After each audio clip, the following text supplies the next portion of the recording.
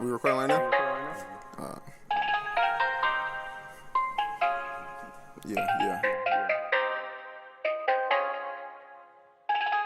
Baby, I know shit been tough. Gotta scrape it out the pot. Gotta get it out the mud.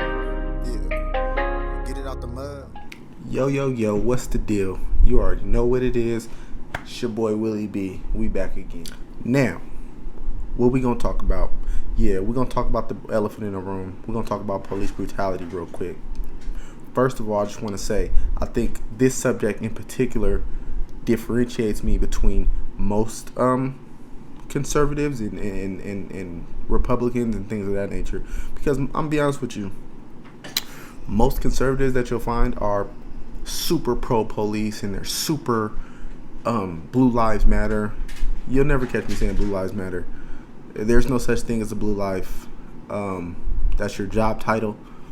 I expect you to do your job to the best of your abilities. Now, with that being said, do I feel like we need the police? Yes, I feel like the police do serve a certain purpose. Who are the kids going to call, right, when they're getting abused or whatever? Who are the elderly women going to call? Who are the regular women, single women, going to call when they need help? Right? Because it's not going to be Black Lives Matter. It's not going to be Antifa. It's not going to be these groups that are advocating for defunding the police. So no, I'm not a police advocate, but I do feel like the police have a necessary role in this society. And what I will say is this, me personally, I've had my own run-ins with the police. I've literally had police pull guns out on me several times. I've been thrown in cars. I've had my arm twisted and things like that. I've been arrested for crimes that I was never convicted of. I was basically kidnapped at one point in time from my own home by the police. And I'm gonna be honest with you. For a while, this left a very distasteful taste for the police on my palate because of the things that I've been through regarding the police. But I'm a grown man now. Most of those things happened when I was a young man, teenager, coming up. I want to say, wrong place at the wrong time sometimes. A few instances, it was just my attitude. Ever since I've been a grown man and I really know how to conduct myself around the police and I know how to speak and I know how to basically disarm them, because one thing I want to say to all the black men out there, regardless of what anyone tells you, everybody has stereotypes. Everybody has stereotypes. Listen, I know what I look like. I know how I look and I know how the media perceives me, right? I know how my own people look at me. I know how others look at me, right? And one of my main objectives into life is to never fit in anybody's stereotype. Don't ever stereotype me. Don't ever think you know me, because I'll mess around and surprise you. I'm not your typical. I'm not your average. So that's my lesson out there to any black man that may be coming across this video is don't fit into their stereotypes just because. Know how to talk. Know how to speak. Use your big boy words. Use your proper vernacular when you can. Use your yes sirs, no sirs. Get them out your way. Get them. I done been all the way in the wrong, and I'll say this: I've been all the way in the wrong. I've been all the way in the wrong. All the way. Don't have to. What is it? 2020. I might just be coming back to society right now, all the way in the wrong. But because I know how to speak, because I know how to talk, I've gotten my way out of situations. I've talked my way into situations as well. Don't get me wrong, but I've definitely talked my way out of some very serious situations, or maneuvered my way out of some very serious situations. With that being said, today in this country, there's a lot of talk or a lot of media going around circulating about this whole police brutality thing. And what I will say is this: right is right, wrong is wrong. Right is right, wrong is wrong. Candace Owens. Everything she said, for the most part, was factual. Completely factual. But we as a people, honestly most people, but especially black people, were very emotional and were very triggered. So how that message was delivered, the timing in which it was delivered, no, that was wrong. That was wrong. That man has grieving family, children. Do you think they want to hear about their dad? He just died. The man just killed him. And I think everybody in this country that saw that video, it took me a while to see it. It took me a while. I didn't watch it the first week, the second week. I didn't even intentionally watch it. It just came across my newsfeed. It took me a while. Anybody who saw that video know that man killed that man. That police officer killed that man. Cold blood, killed him. She was wrong for that. But what she said was pretty much factuals. It's as if it takes for, and I'm not sure if she said this or not, but it's as if it takes for a white man to kill us for us to realize that our life matters. It's as if it takes for a white man to kill us for us to realize that our life matters. And that's crazy to me. That's crazy. Because like I said, police brutality, it goes on. It does happen. There's always going to be some bad apples in the bunch. Right? Always. There's bad soldiers. There's bad doctors. Everything in life where the people are supposed to be professional, there's always going to be somebody unprofessional. But I'm going to tell you this. And this right here, this is a no-no. This is a no-no amongst the black community, what I'm about to say right now. Police brutality, moreover, this so-called white supremacy, racism.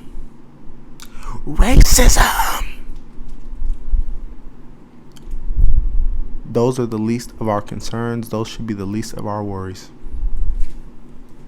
I said it. I said the shit. I can't take it back. I said it. White supremacy. Shh.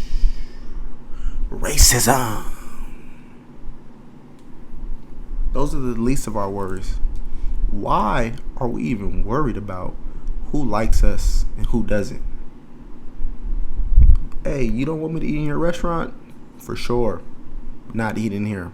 Spend my money elsewhere. Hey, you don't want me to live in your neighborhood? For sure. Thank you. Spend my money elsewhere. I'm just confused. We're in 2020.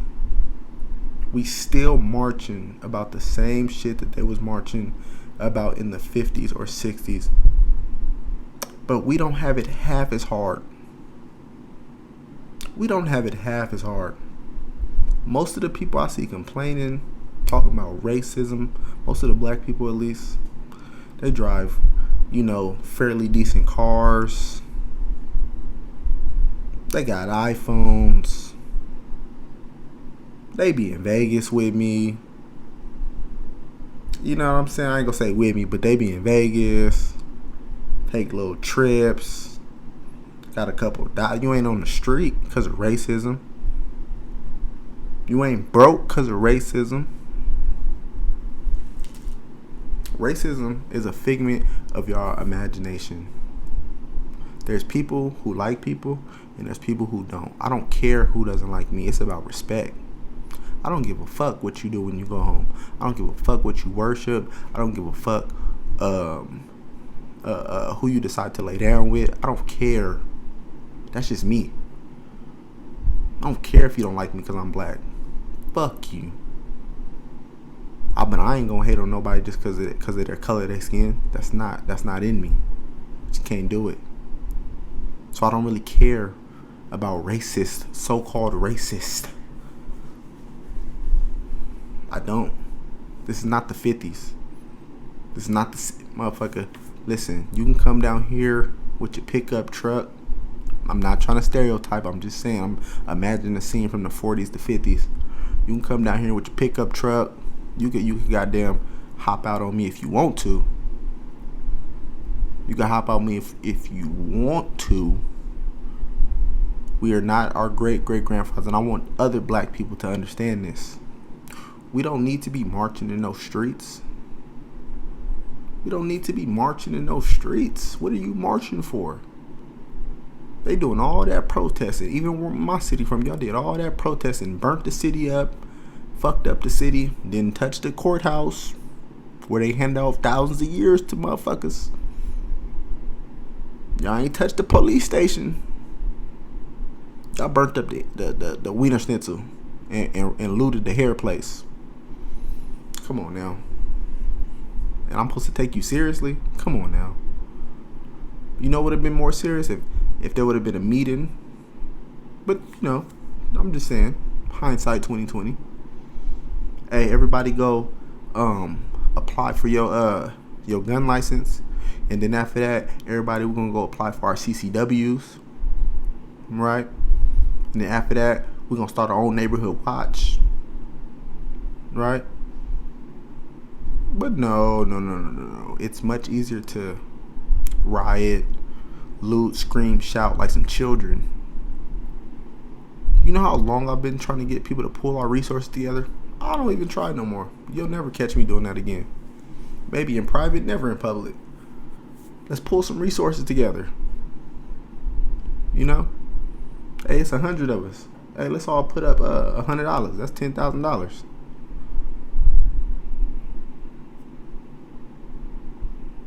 Right? 100 of us put up $100, $10,000. Let's do that every month. It's $120,000 a year. You can do something in your community. Y'all don't want to hear that though. Some motherfucker tell you to riot, loot, fucking burn up some shit. Y'all with that though? Shit bewilders me. So nah, you won't catch me in no protest. Never. I'm not begging to be equal to nobody. Power respects power. I don't give a fuck racist, not racist. You gonna respect me. And I don't ask for respect. You just gonna give it. Or I don't have to deal with you. But you're not gonna disrespect me. Right? You're not gonna spit on me. You're not gonna do none of that. It's just not going down. You can do all this all day. I'm a man. You can yap and blah, blah, blah, blah. You do all that. Show. I could walk away from that. Put your hands on me. Don't threaten my child. Don't do none of that. No. Don't do that. Because I've seen adversity. And honestly, this is the last thing I'm going to say. Shout out to all the SA homies. Shout out to all the SA homies and all the Hispanic homies that I fuck with. Even the ones I ain't talked to in a while. The solid ones. The ones that always kept it 100.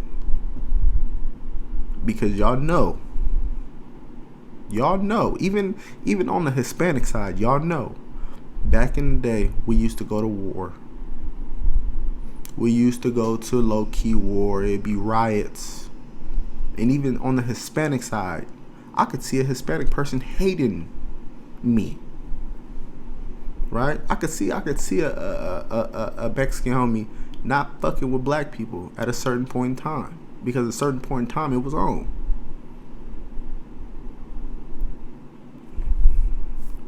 A white person ain't never shot at me. A white person ain't never tried to jump me. A white person ain't never called me a nigger. Straight up. But I'll be honest with you. Some Latinos have. I don't look over my shoulder.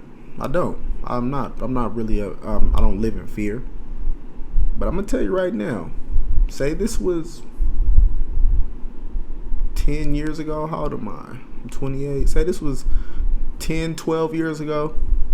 To be honest with you, I'd be more worried about my Hispanic brothers. I'd be more worried about them than I am about some racist with a fucking Confederate flag. But we grown now. And as men, we could, chop it up. But this whole, and I personally don't think they was racist.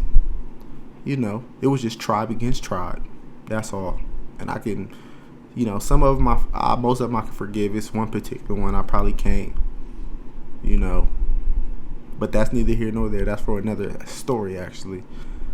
See how I put that little thing in there? And I ain't gonna lie, that one's kind of, what I'm saying? It's one of those, But I just wanted to put this out there because I hadn't posted nothing in a while. And I hope this get through to a few people, because it's a lot of ignorance I see going on. I see a lot of ignorance on social media. I had to low-key take a hiatus from social media. It's just too much. It's just too much fake wokeism. Too many fake activists going on. You know what I'm saying? It's like, I feel you, but I don't. I feel you, but I don't. I ain't gonna lie to you. So I just got off it before I say something. Before I say something, I just got off it. Taking a hiatus from it. But from now on, I'll be posting on here. I'll try to make these videos more frequent. You see, I got the new little light. I had to put the shades on because that shit kind of bright, but it's kind of fly though. I ain't even gonna lie to you. Look, I could adjust it with how I look. This low light, you feel me? Well, we on look different. You know what I'm saying? I'm trying to, it's for y'all, baby. You gotta invest in yourself. You know how many different Listen. Let me show you something. Listen, do you know how many different cameras I didn't bought? I got another camera in there. This microphone I only use one time. Laptops.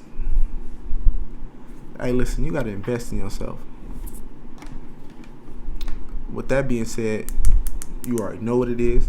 It's your boy Willie B. Oh, and one more thing. Don't forget to thank God. Show me someone who is successful, and I'll show you someone who's been through adversity. Adversity builds character, and without character, you're but a shell of a human.